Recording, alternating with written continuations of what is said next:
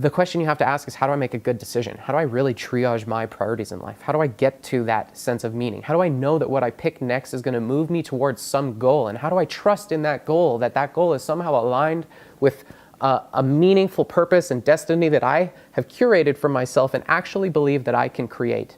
How do I know that all of that's going to be true? And the answer is, you don't fucking know. You don't know. And nobody's going to come and give you a rubber stamp of approval. God is not going to come down from the sky and say, yep, you chose the right purpose.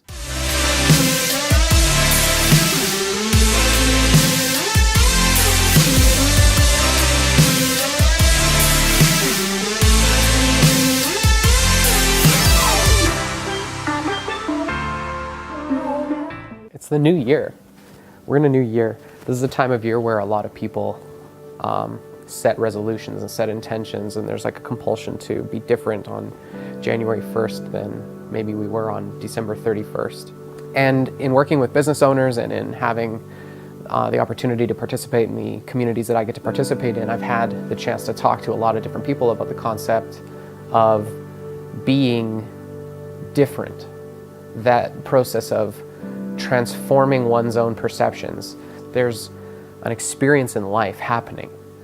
You get to choose if you're going to play in the game of curating your experience of life, or if you want to choose the experience of playing victim to the experience of life, or you get to play an experience of stoicism and detachment from the experience of life. There's all different ways to approach how to manage one's own experience of life. And the question that I have in my own life, and what I'm working on most thoroughly in my own quest for understanding of self and understanding of the concepts of service and understanding of the concepts of growth, in looking into that, the question that I've been working on is, what specific impact and ability to make a difference in my manifest experiences of life do I have?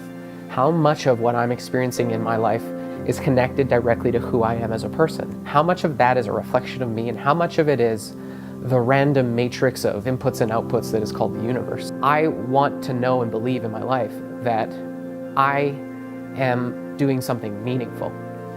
And if we look at the idea of meaning, that implies reason, and no matter which way you look at it, the idea that there's a reason implies a higher order. Einstein says, you either live your life that way, like it's a miracle, or you live as if nothing is. I prefer to believe that there's a miracle, but there's responsibilities that come with that.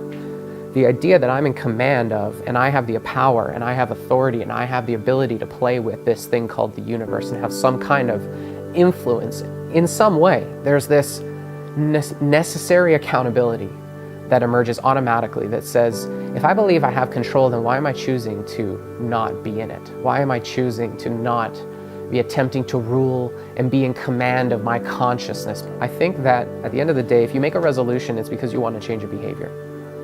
And if you believe in cause and meaning and purpose, and you believe you have influence over your own life, then my question is, are you working to transform your life and your experience towards something in particular?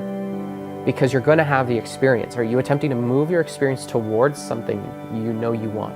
Because so many of you out there are saying, I want to feel in command of my life. And my question for you is, are you commanding your life today? Did you wake up? Did you program your mind? Did you list affirmations? Did you breathe into your body? Did you feel who you would be if those visions were come true? Did you explore them, dig into them, and express yourself trying to achieve those things? Did you move in those directions, put your toe in the water, and find out if it can feel new and if that's something that you want?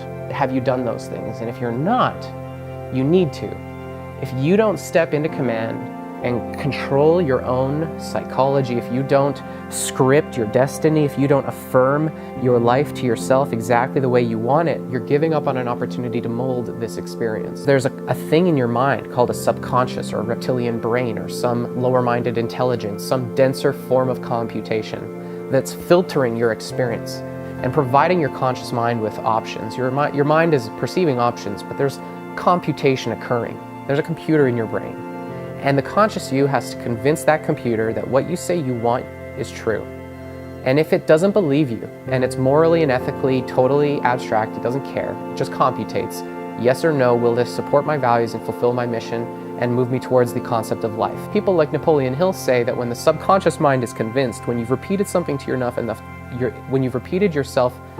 when you've repeated something to yourself enough times, and and you've convinced your subconscious that it's true, that mind is what's connected to infinite intelligence or this matrix of love. I believe you program that through the subconscious mind. And I think that when you take command, you accelerate that development. It's going to happen. My question for you is, do you want to set a New Year's resolution, or do you want to create a life that really truly reflects and is a vision for what you say you see in your dreams?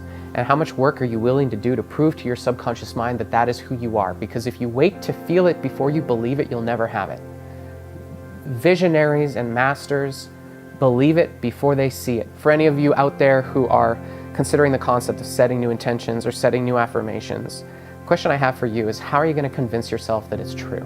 Because what you say and who you are not always linked up by automatic. That takes fucking work.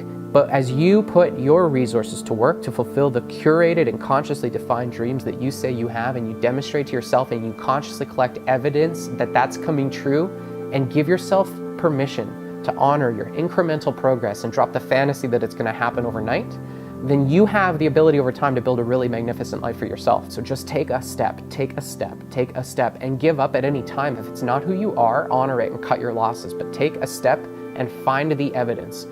Look for evidence of your dreams coming true, but that means you have to be conscious in defining them. So that's what I have to say to you guys for New Year's. Thanks for watching this episode of Daily Genius. I am grateful that Warren asked me to talk about this topic because it's relevant to me in my life and it's something that I've been working on a lot. We'll see you guys tomorrow. Didn't I just wrap it up roughly? Yeah, we're just done. Okay.